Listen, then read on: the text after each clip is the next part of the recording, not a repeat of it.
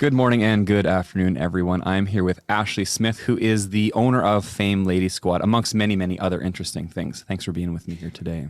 Thank you so much for having me. Okay, so let's start off with, let's just get an introduction. Who are you and what is your involvement in the Web3 space? Sure. So, I've been in the NFT space for just over a year now. I entered it as a complete newbie, not knowing really anything.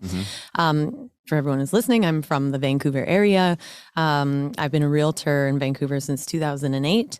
And I've also been really involved in the real estate profession industry in terms of like board work and leadership stuff since early on in my career. So I've sat on the Real Estate Board of Greater Vancouver for 10 years as a director and currently on the BC Real Estate Association as a director.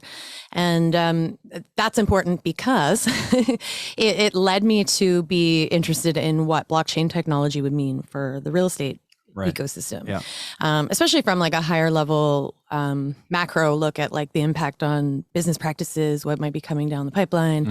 I was really thinking about the future of my career and also because I find it really interesting to be on the sort of leading edge of industry, looking at disruption, etc. So fast forward, decided to buy my first NFT in May 2021. Okay. And I blame that on Gary Vaynerchuk. For those of you who are listening, Gary V. He's someone that is an entrepreneur, business person, et cetera, was always kind of on the leading edge of a lot of sort of innovation, consumer habits per se. You know, I took a lot of advice from him, looking at Web 2 and social media and some of the things that, were happening and that I thought could benefit my business. Anyways, he decided to put together a NFT project called VFriends. And that was a token that I could justify purchasing for the most part to my spouse, because it was an entryway into learning about this technology, what it all meant. It was my first time buying cryptocurrency in order to pick up this NFT, but it was also going to be a ticket to a conference for 3 years. So I felt very comfortable that, I wasn't really looking to profit.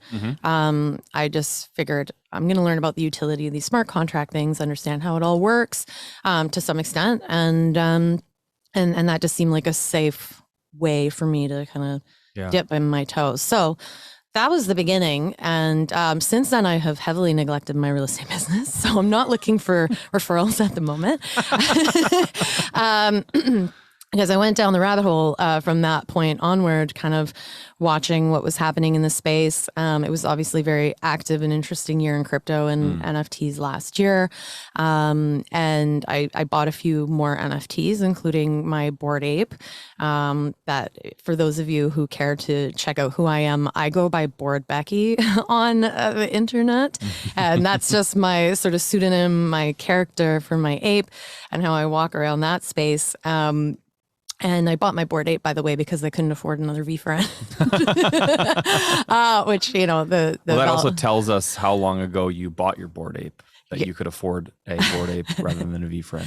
Yeah. And even just, it was interesting because it gave me the like hands-on experience of, how challenging, I found it very challenging figuring out how to buy Ethereum for the first time, especially as a Canadian. A lot of the resources were not necessarily getting me 100% of the way there. Right. And so finally I was able to figure out like what platform I wanted to use to purchase Ethereum that was compatible with my credit union. Right.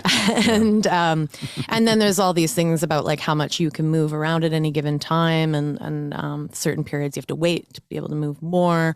And so that was part of it as well. But anyway, about 2 months into my journey, I ended up taking over an entire NFT project, now currently the owner of said project called Famed Lady Squad. And that's where things got really serious. So since August last year, I've been like 100% full-time, quote unquote, degen. Tell us what is a degen? It sounds like a very positive term. Oh, it is. I mean, I think the term stems from poker. I could be wrong. That's my understanding. Is like I think poker players used to be referred to as degens, and it's kind of like folks who are, I think, inherently gamblers. What a positive thing. But I see it more as like people that are playing in this crazy Wild West space that is Web3 right now, that are committing probably an extraordinary amount of time into it, and who are probably annoying all of their friends talking about it. Talk about it all the time. People always say Wild West and they use cowboys. I feel like cowboys get a really bad rap for being part of this whole crypto thing. I don't know if I hear much about cowboys. Really? I haven't heard much about that, but I can appreciate the Wild West. Like Satoshi was a cowboy. You don't hear people talking about that? Yeah, this is the thing about getting involved in something as deep as I have, is that I'm in a vacuum now. Yeah, you don't know what goes on outside of your little space. No. Okay, so you mentioned Famed Lady Squad. So let's figure out exactly. So maybe tell us first, what is Famed Lady Squad and how did you get involved? So Famed Lady Squad is an NFT collectible project. It has 8,888 NFTs in the collection.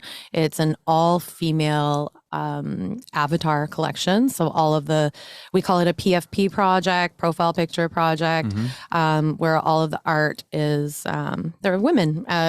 I would say, I hope I'm allowed to say badass on your podcast. Sure, you can say badass that. Women. Very, I would, comic book-esque style art. That launched back in July 2021.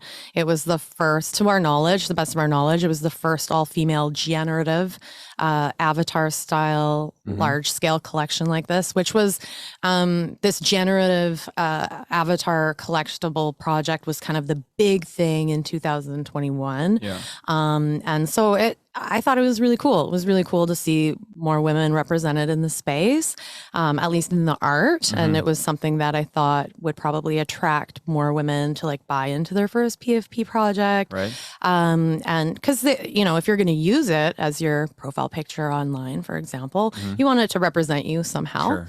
And that was lacking a lot at the time. There Right. weren't a lot of options for women if they wanted to kind of be seen as a woman in one way or another. So that's why, frankly, I was excited about it. I got into it as a buyer, as a collector on Mint, meaning I bought it the day like it launched and bought it for its original minting value. And at that time, you didn't know what type of Fame Lady you would get. Is that right? You're committed to buy something. Yes. And the computer spits out an image and that's what you get. That's right. So this idea of especially in this generative art world, oftentimes when you're minting an NFT, meaning buying an NFT for the very first time, there's never been a holder previously, you're often going to a website where you're then purchasing, minting, a number 1 to however many these NFTs. And that's where the gambling kind of nature comes in, because you don't really know what you're going to get. It's fun, the luck of the draw. There may be some pieces that are considerably more rare, scarce than some others in terms of features. Right. Yeah. And you don't know what you're going to get. You don't. So you got one? I think I would have picked up around a handful at that time. And just for people's knowledge, I think they were minting at the time for 0.05 ETH, which was pretty standard then. Yeah. And I hadn't done a lot of minting. I still don't do a lot of minting. Okay. But at that time, I just thought it was fun, and I thought it would be one that I could get in and maybe play around a little bit with, because that's not really my nature, how I like to buy. Yeah. But then what happened, once people mint and do see what they're getting, then those NFTs can become available on the secondary market.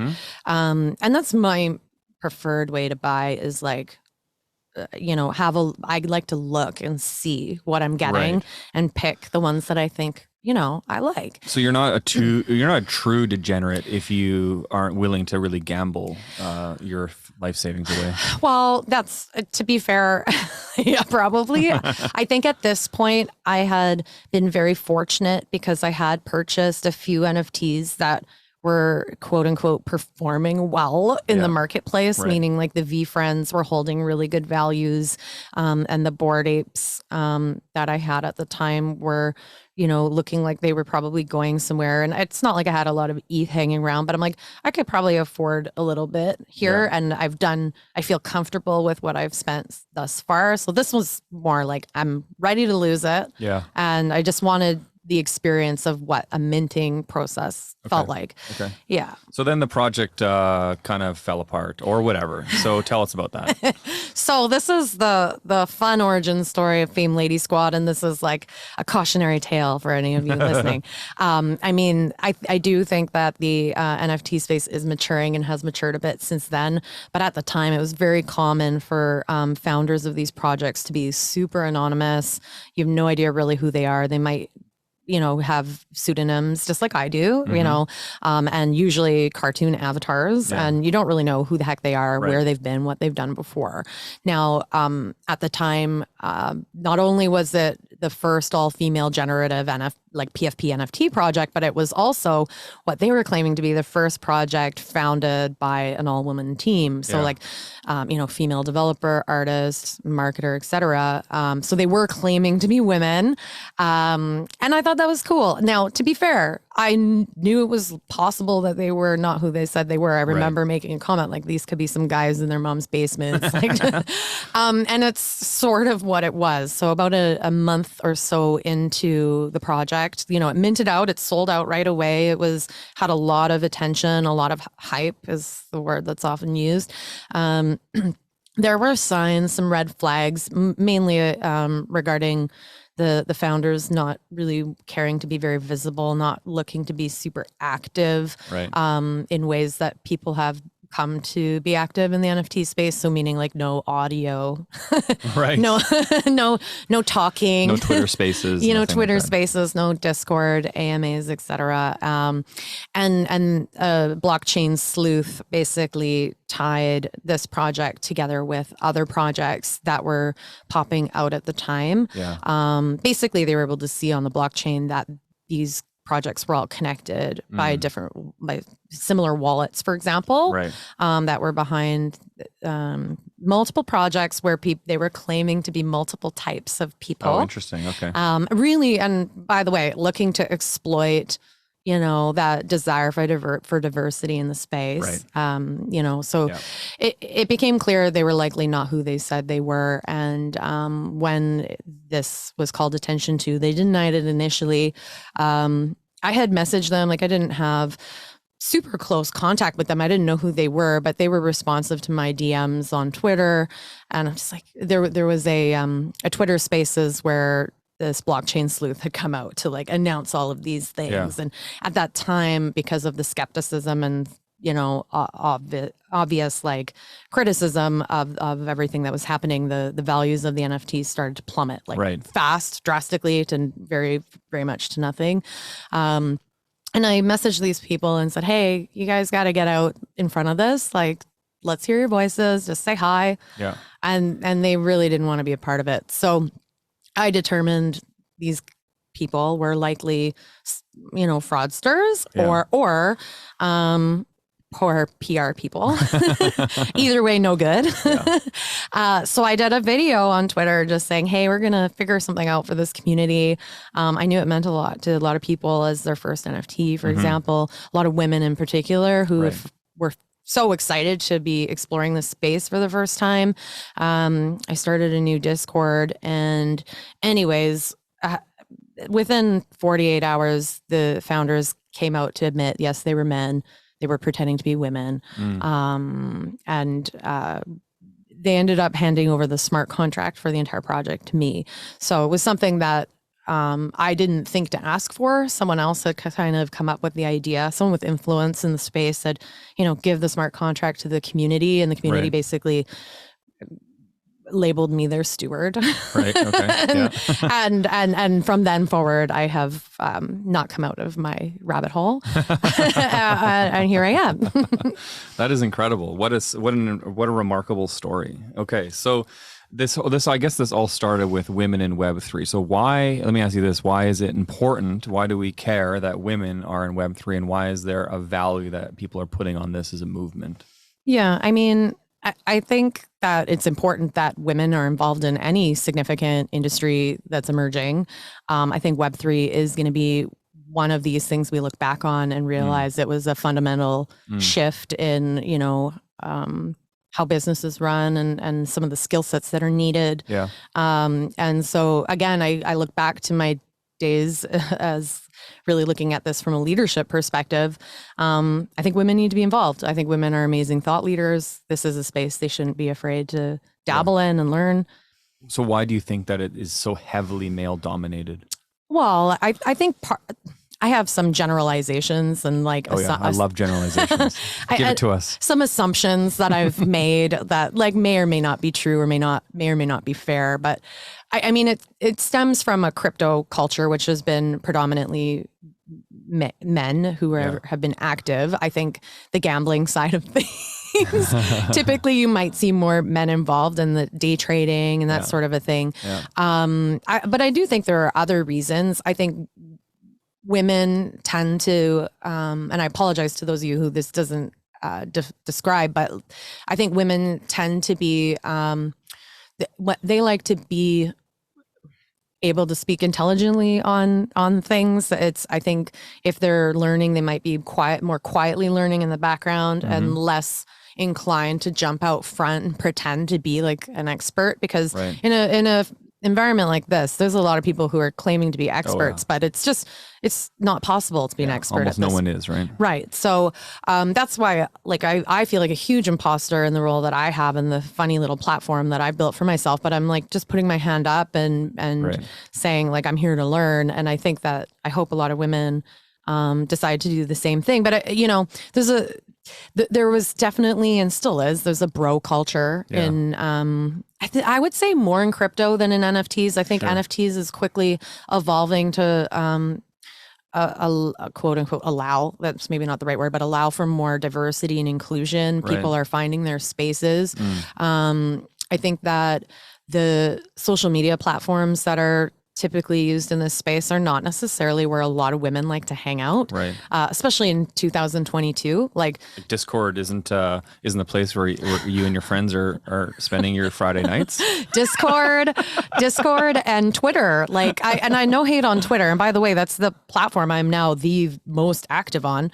But neither of them really lend themselves to a lot of the trends that we've seen in social media, like in terms of the evolution of social media. Social media, I think more and more has become very visual, very like image based and very video based. And a lot of women who've really leaned into Web 2, that's what they're comfortable with, right?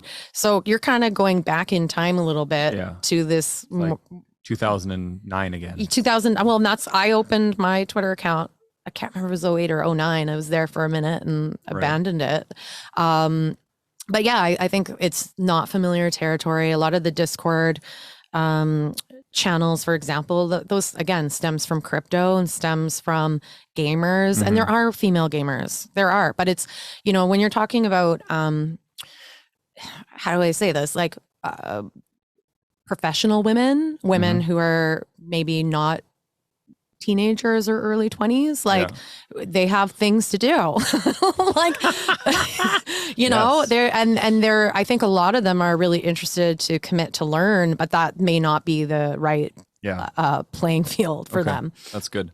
So, kind of going back to Famed Lady Squad, you said that you were given or you inherited a smart contract. So can you explain a little bit about, what is a smart contract and what actually happened for you to take ownership of this? And we don't need to get technical, but give us the overview. Well, don't worry. I'm actually not able to get technical.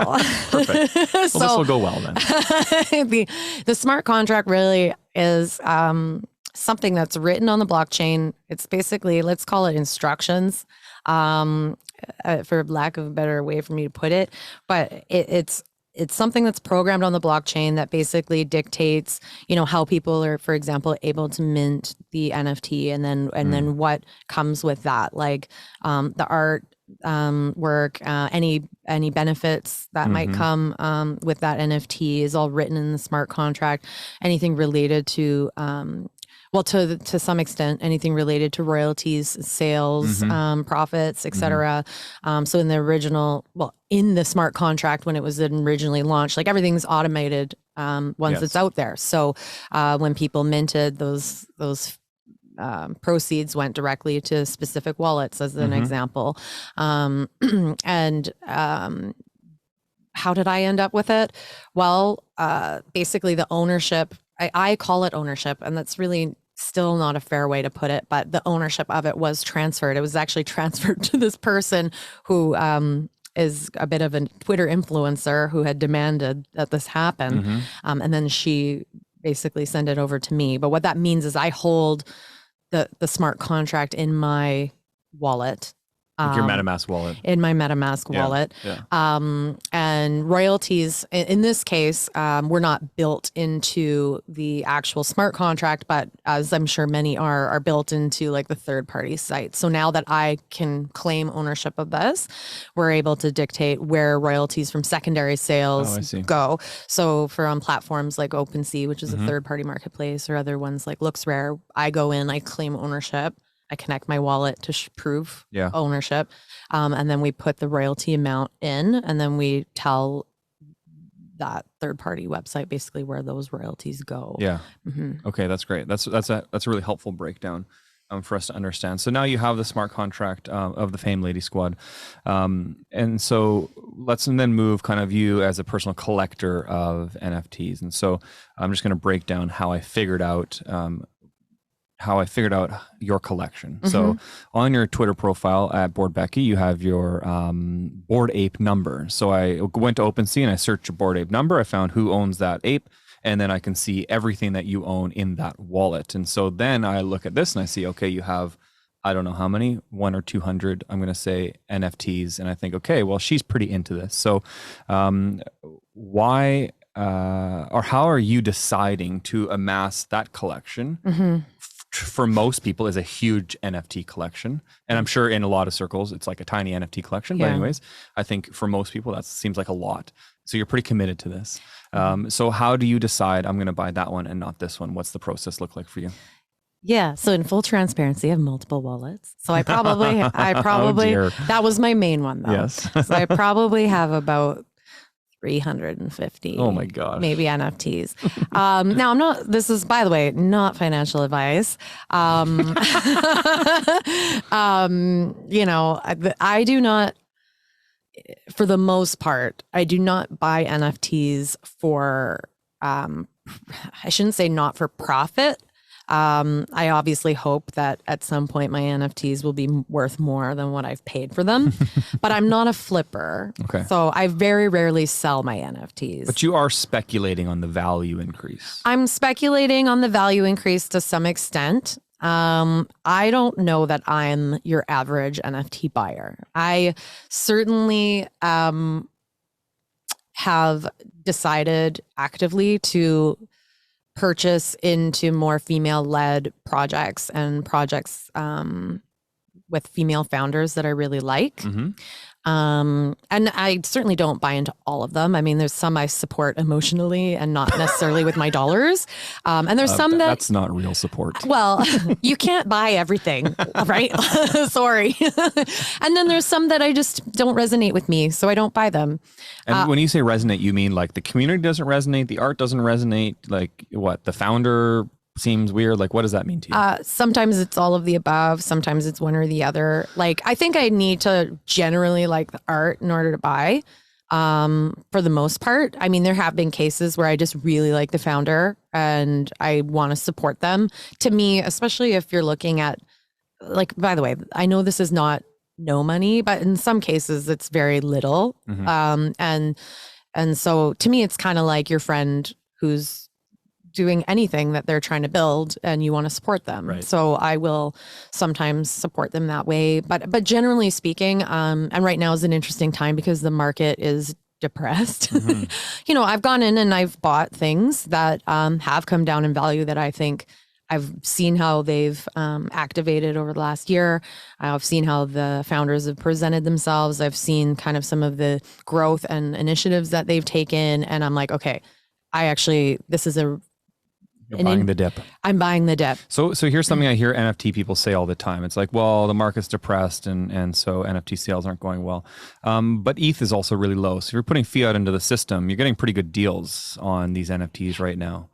I mean, yeah, I think I always want to be extra cautious about like using terms like I would loosely say getting a good deal, but I also want to be careful, that might mean something to different people. Like, these are not investments and Right. like, you're kind of you're playing.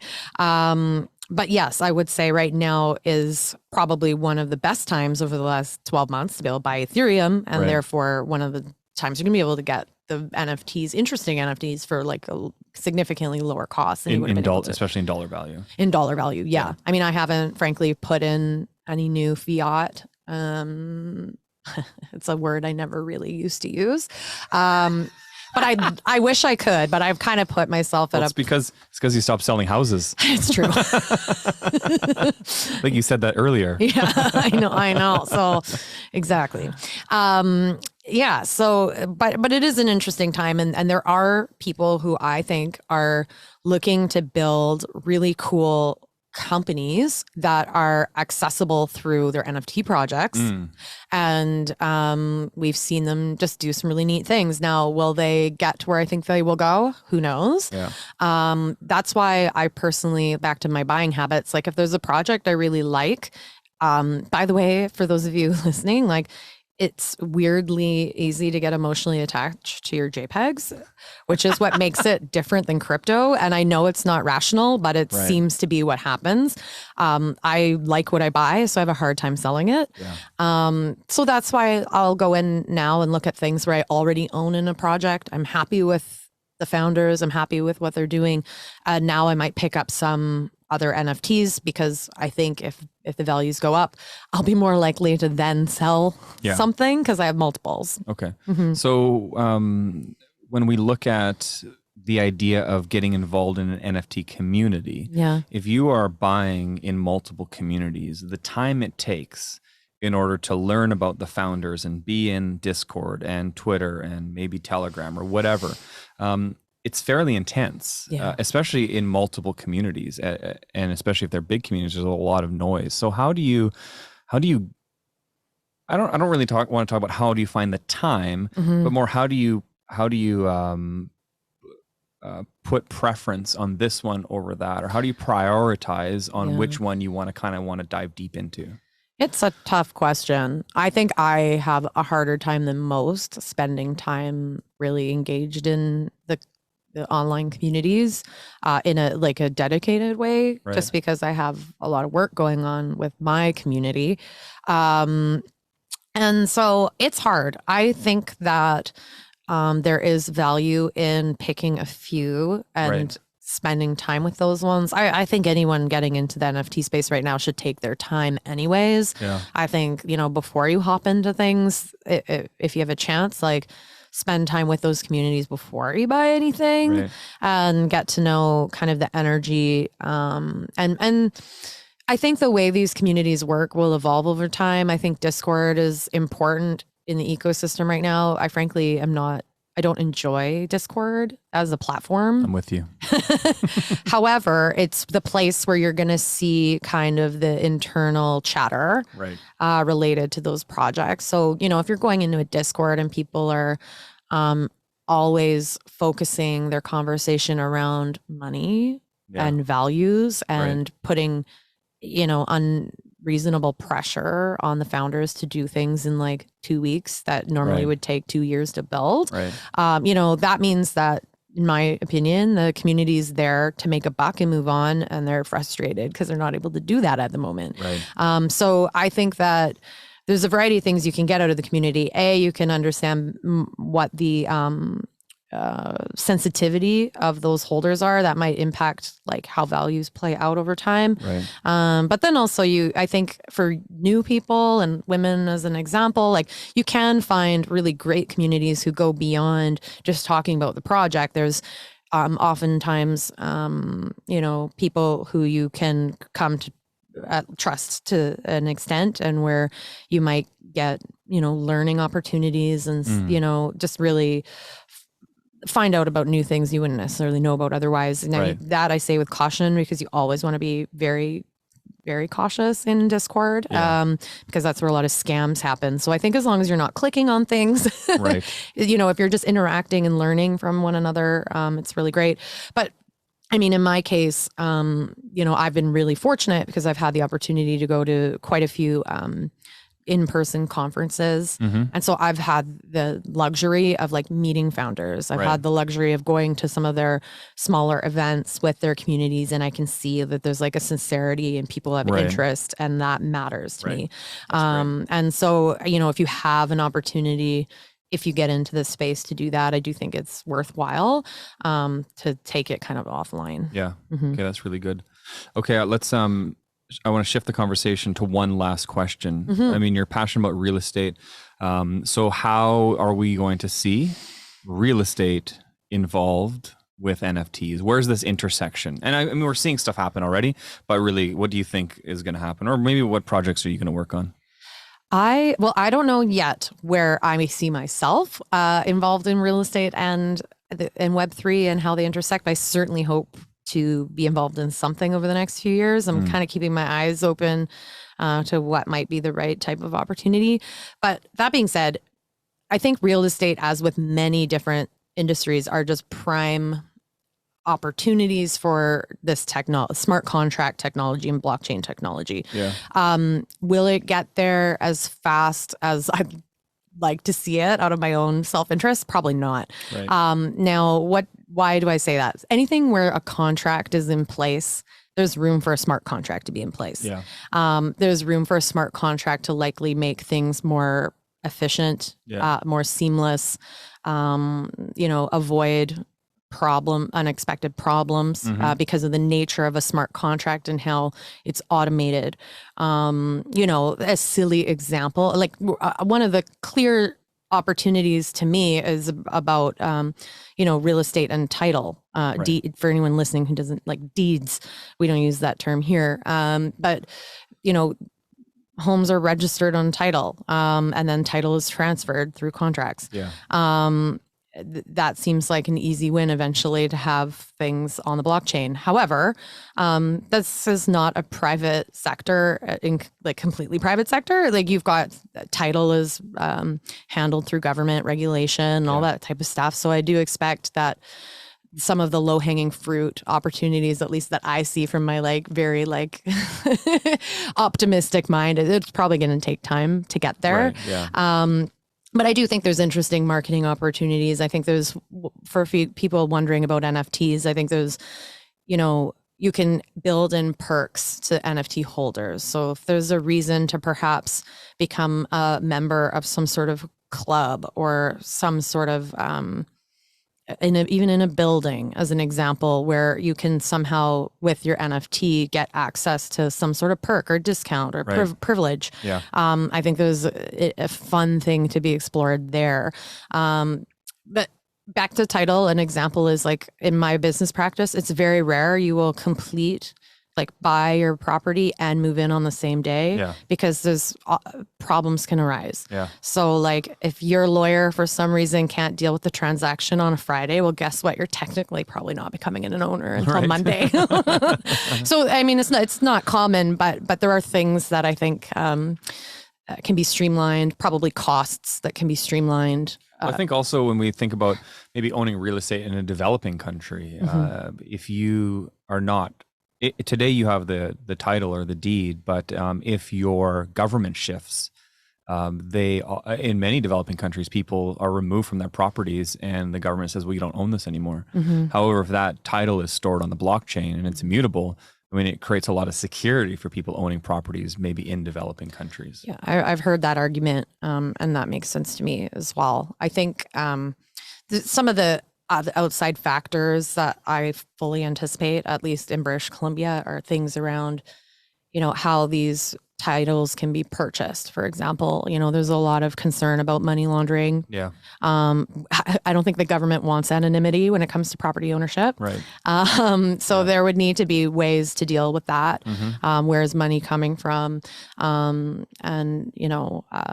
There's a whole bunch of other things involved, like taxation and stuff that needs many hurdles. Yeah, for sure. No, that's good. But I think what we probably do know is that we will see some type of shift in the real estate business, which is a long established traditional business with, I would say, little innovation over the last however many years people have been buying real estate.